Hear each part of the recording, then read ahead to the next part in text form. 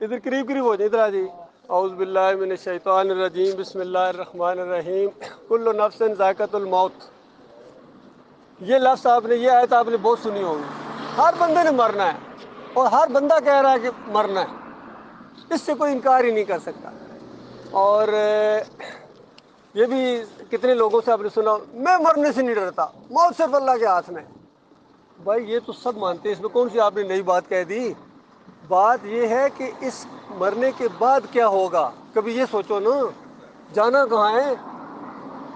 آگے والا مسئلہ میرے پیارے بھائیوں، اللہ تعالیٰ نے قرآن کے اندر الحمدللہ سے لے کر والناس تک یہی مسئلہ بتایا کہ لوگوں ایک بات دیکھو، ایک بات آپ سے مانگی ہے۔ اللہ تعالیٰ کہتا ہے صرف میرے بن جاؤ۔ سارے نبیوں نے یہی دعوت دی ہے، اور جو اللہ اور بندے کے درمیان دیواریں ہوتی ہیں نا، ان کو انبیاء گرا دیتے ہیں اور لوگوں کو یقین دلاتے ہیں کہ تمہارا بھی رب ہے۔ جیسا عیسیٰ علیہ السلام نے کہا تھا اللہ ربی و ربکم۔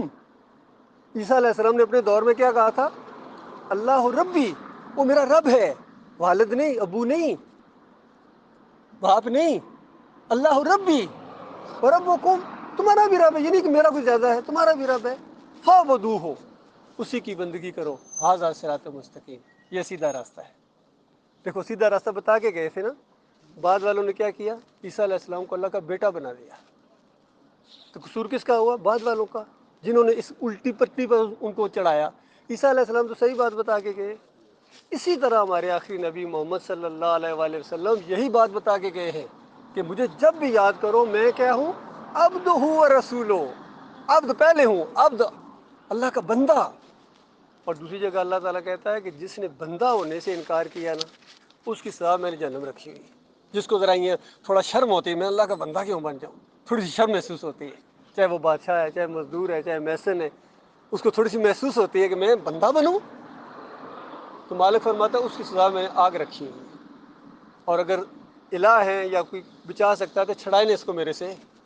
اس لیے میرے پیارے بھائیوں، اللہ تعالیٰ نے ہم سب کو آزمائش میں ڈالا ہے، یہ یاد رکھنا، یہ دنیا عارضی ہے، یہ امتحان کی جگہ ہے۔ جس کو یہ مسئلہ نہیں سمجھ آتا نا، وہ گھبرا جاتا ہے، وہ کہتا ہے یہ لمبی کار، یہ بنگلے، بڑے بڑے ویلے، مجھے کوئی نہیں، مجھے ایک دن دیہڑی ملتی ہے، دوسرے دن دیہڑی نہیں ملتی، تو یہ کیا مسئلہ ہے؟ اللہ کے بندو، کسی کو دے کے آزماتا ہے، کسی کو نہ دے کے آزماتا ہے، کسی کو بیمار کر کے، کسی کو صحت دے کے، کسی کو مرد بنا کے، کسی کو عورت بنا کے، ٹھیک ہے، کسی کو خوشی دے کے، کسی کو غمی دے کے، یہ کرتا کیا ہے؟ بس اتنی سی بات ہے، یہ آزمائش ہے بس۔ اگر آپ خوشی میں اللہ کا شکر ادا کریں، اس پرچے میں پاس ہو گئے۔ غمی آئی ہے، پریشانی ہے، جو بھی ہے، کوئی بھی آ سکتی ہے، ٹانگ ٹوٹ گئی، بچہ بیمار ہو گیا، خود بیمار ہو گئے، پیسے کسی نے نکال لیے، کوئی جڑی نہیں لگی، پریشانی ہے نا، صبر کرو، اس کے علاوہ کر بھی کہہ سکتے ہو؟ یہ یاد رکھو، کر کچھ نہیں سکتے ہو، صبر کرو گے ثواب ملے گا، چیخو گے چلاؤ گے، گلے شکوے کرو گے، گناہ ملے گا۔ اب یہ آپ کے اختیار میں ہے کہ پریشانی میں گناہ سمیٹو یا ثواب سمیٹو، خوشی میں گناہ سمیٹو یا ثواب سمیٹو، ہونا وہی ہے جو لکھ دیا گیا ہے۔ اس لیے آپ یہاں جس طرح بحرین میں آئے ہیں، دیکھو غور کرو، آپ کے گھر والوں نے بھیجا آپ کو، جس طرح آپ خود آئے ہیں، آپ کے یہاں آنے کا ایک مقصد ہے، یعنی کما کے وہاں بھیجنا۔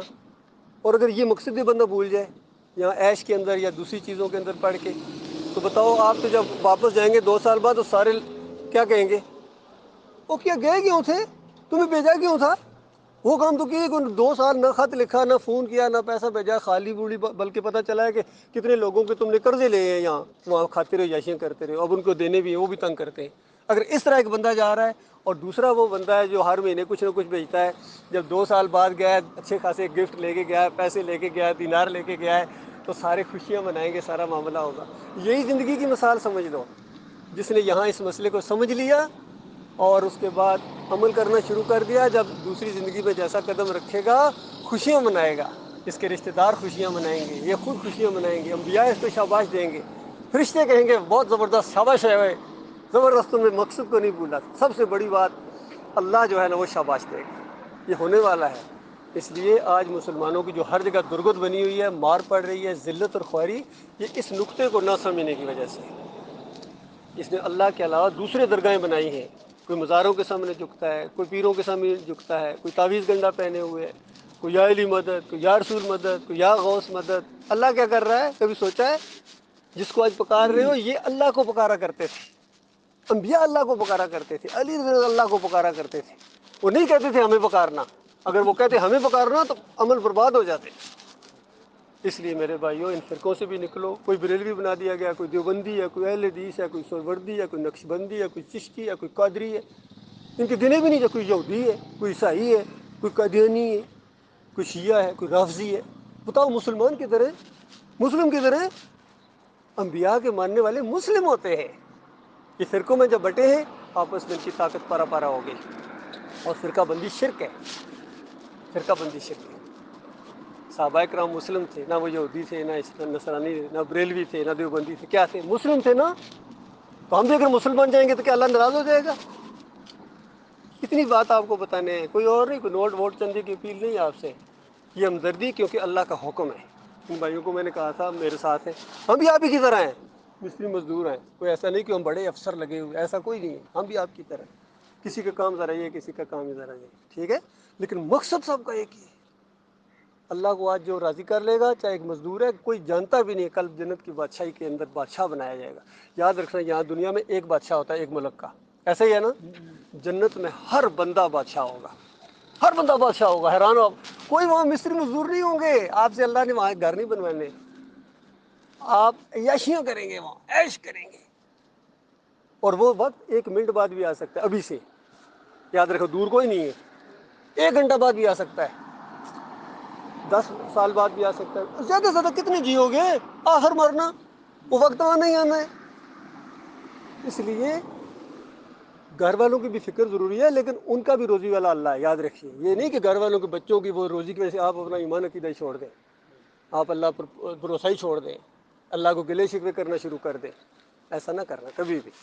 ٹھیک ہے جی؟ آپ نے بات کو غور سے سنا، میں شکر گزار ہوں، میں دعا گو ہوں. اور مزید اگر رہنمائی کے لیے آپ کو یہ بات اچھی لگی ہے، یہ اردو میں لکھا ہوا آپ کی زبان میں، میرا فون نمبر ہے، ایڈریس سب کچھ لکھا ہوا ہے. بات اچھی لگے، آپ کو اپنے دوستوں کے یہاں کوئی درس کروانا چاہے مثال کے طور پر، بلائیں، میں آؤں گا انشاءاللہ. اسی طرح فلیٹ میں، یہ سب کی ڈیوٹی ہے. یہ دیے سے دیا جلے گا انشاءاللہ. اور پھر مسلمانوں کو اللہ تعالیٰ عزت دے گا. اور اس طرح بھیک مانگنے نہیں پڑے گی. ووٹوں کے ذریعے اسلام کبھی نہیں آیا، نہ نوٹوں کے ذریعے آیا ہے. دعوت کے ذریعے آتا ہے، کشمکش ہوتی ہے، پھر اسلام کا غلبہ ہوتا ہے. اور وہ وقت آنا ہی آنا ہے. ٹھیک ہے جی؟ اللہ حافظ. یہ لے لیجیے.